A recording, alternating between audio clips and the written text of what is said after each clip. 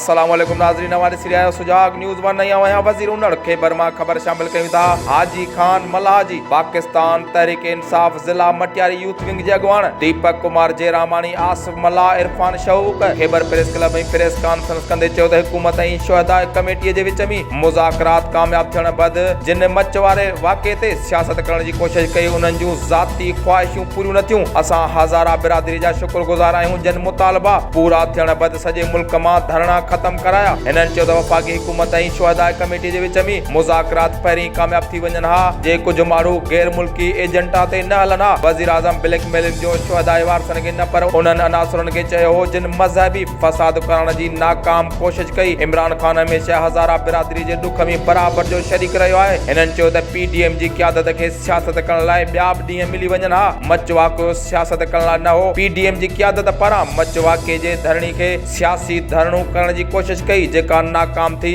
असां फ़ख्रु था कयूं त असांजो लीडर इमरान ख़ान आहे, छो त 2017 में हज़ारा बिरादरी जो मुतालबो त असां वज़ीर आज़म न पर चीफ ऑफ आर्मी स्टाफ सां मुज़ाकरात कंदासीं। अॼु हज़ारा बिरादरी वज़ीर आज़म ते एतमाद कयो आहे। उमेद आहे त वज़ीर आज़म पाकिस्तान इमरान ख़ान हज़ारा बिरादरी जे उमेदुनि ते पूरो लहंदो। हिन वक़्तु असांखे सियासत न इंसानियत जे नाते हज़ारा बिरादरी सां इज़हार यकजहती करणु घुर्जे। वज़ीर आज़म पाकिस्तान इमरान ख़ान जी कोठिया अचण खां पोइ मज़हबी फ़साद करण वारे धुरियुनि जा सियासी दुकान बंदि थी चुका आहिनि। सुजाग न्यूज़ वन में फ़िलहाल एतिरो ई। वधीक ख़बरनी अपडेट्स लाइ ॾिसंदा रहो सुजाग न्यूज़ वन।